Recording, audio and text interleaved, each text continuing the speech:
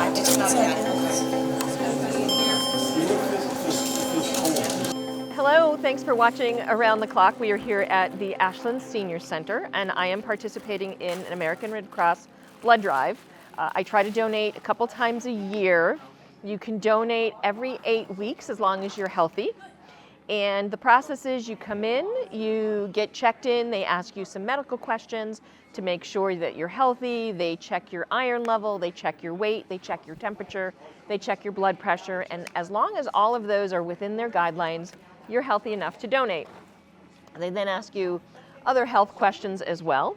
Once you have been cleared, you come over to a table and they put a strap on your arm and they're getting the equipment together to donate, and it's a pint of blood that gets donated? 1 pint, yep. So when our blood is donated, we can separate it into 3 different units of products. So red cells, platelets, or plasma. So it goes back to our lab in Dedham, and Dedham will determine what needs to be made from that product. So 1 pint of blood can actually save 3 different lives. So it's a pretty good donation. So if we do 22 today, we'll have 66 lives that get saved. Okay, so I know my plasma can't be used. Yes. So they won't make your plasma product. Yeah, your plasma product won't be made. But then they may use it for something else. Okay. So, yeah. Yeah, I was so disappointed. So a number of years ago, yes. My daughter was doing it, and I'm like, oh, let me go donate plasma, because it's very easy for me to donate blood. Yep. And I don't know, like a month or so later, I got the letter saying, yes, please don't donate plasma anymore because we can't use your plasma. Yes. So if women have a history of pregnancy, they could test positive for what we call HLA antibodies. Which is what I had. And we wouldn't use that platelet plasma product because it could cause injury to the person getting it. Right, which I found interesting, but again, very disappointing. Very disappointing. Not all women test positive for the HLA antibodies either. And that's why during a platelet donation, they test every donor for HLA antibodies. With whole blood, we don't have the bandwidth to test that many donors. Right. So we just err on the side of caution, and we wouldn't make a product out of someone that has a history of pregnancy. And I would guess that my record is tagged. It is tagged, but it gets tagged every donation as well. Oh, okay. So we ask you number of pregnancies in the history. Yeah.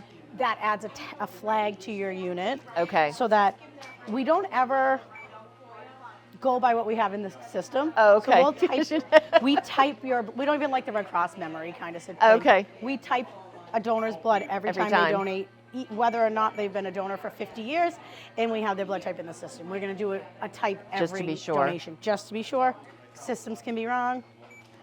Your blood type doesn't change. I mean, your blood type does not. What you have is what you have. You would have to receive a lot of blood units of blood to change your blood type, right? Right. So I really love the app, and it takes you through the journey of your blood. So yes. Take us through that. So with that app, our donor app, it's a nice little white icon with a red blood drop.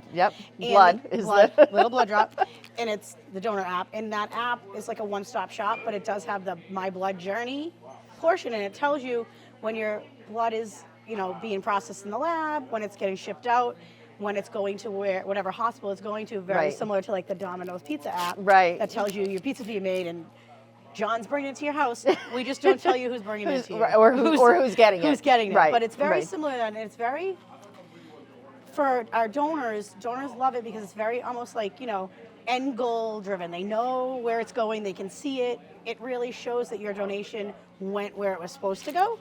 And I like that for the donors too, because this is the best way to give something, right? You want to give money, you don't know where it goes. You give blood, you know where it's going.